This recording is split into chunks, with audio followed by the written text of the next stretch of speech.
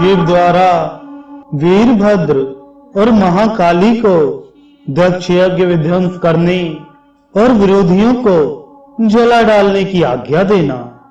वीरभद्र बोले, महारुद्र, सोम, सूर्य और अग्नि को तीनों नेत्रों के रूप में धारण करने वाले प्रभु, शीघ्र आज्ञा दीजिए। मुझे इस समय कौन सा कार्य करना होगा?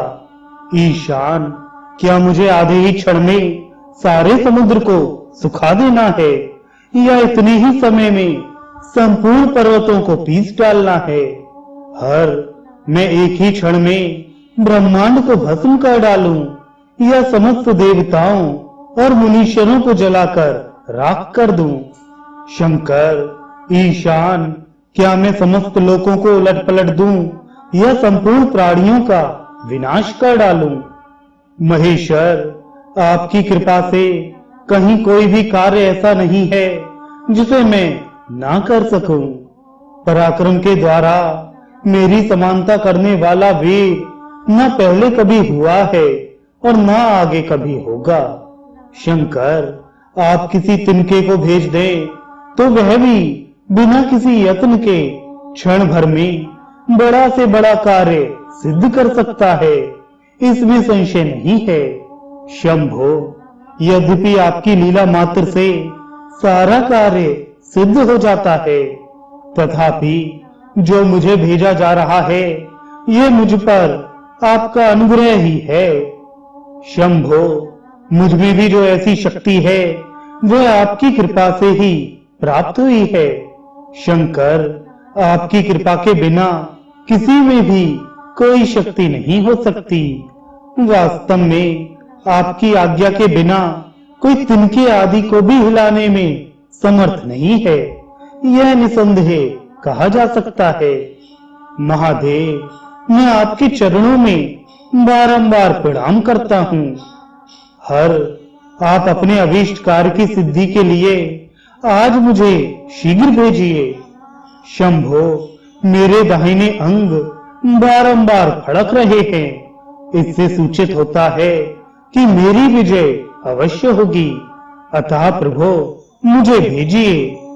शंकर, आज मुझे कोई अभूतपूर्व एवं विशेष हर्ष तथा उत्साह का अनुभव हो रहा है और मेरा चित्त आपके चरण कमल में लगा हुआ है, अतः पग पग पर मेरे लिए शुभ परिणाम का विस्तार होगा।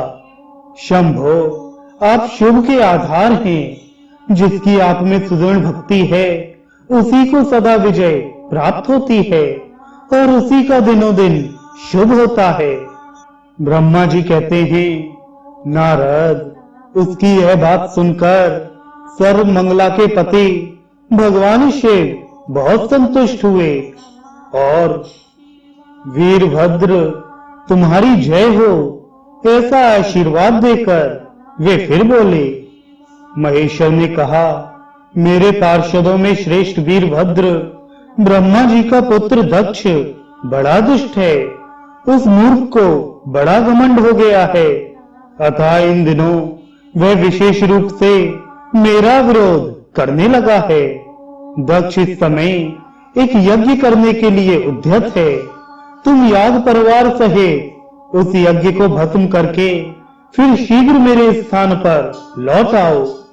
यदि देवता, गंधर्व, यक्ष अथवा अन्य कोई तुम्हारा सामना करने के लिए उद्यत हो तो उन्हें भी आज ही शीघ्र और सहसा भस्म कर डालना। दधीची की दिलाई हुई मेरी शपथ का उल्लंघन करके जो देवता आदि वहां ठहरे हुए हैं उन्हें तुम निश्चय ही प्रयत्न पूर्वक जलाकर भस्म कर देना। जो मेरी शपथ का उल्लंघन करके गर्वयुक्त हो वहां ठहरे हुए हैं वे सबके सब मेरे द्रोही हैं, अतः उन्हें अग्निमयी माया से जला डालो। दक्ष की यज्ञशाला में जो अपनी पत्नियों और सारभूत उपकरणों के साथ बैठे हों उन सबको जलाकर भस्म कर देने के पश्चात फिर शीघ्र लौट आना। तुम्हारे वहां जाने पर विश्वदेव आदि देवगण भी यदि तुम्हारे सामने आ तो उन्हें भी आज ही शीघ्र भस्म कर डालना। दक्ष की यज्ञशाला में जो अपनी पत्नियों और सारभूत उपकरणों के साथ बैठे हों उन सबको जलाकर भस्म कर देने के पश्चात फिर शीघ्र लौट आना। तुम्हारे वहां जाने पर विश्वदेव आदि देवगण भी यदि तुम्हारे सामने आ तुम्हारी सादर स्तुति करें तो भी तुम उन्हें शीघ्र आग की ज्वाला से जलाकर ही छोड़ना।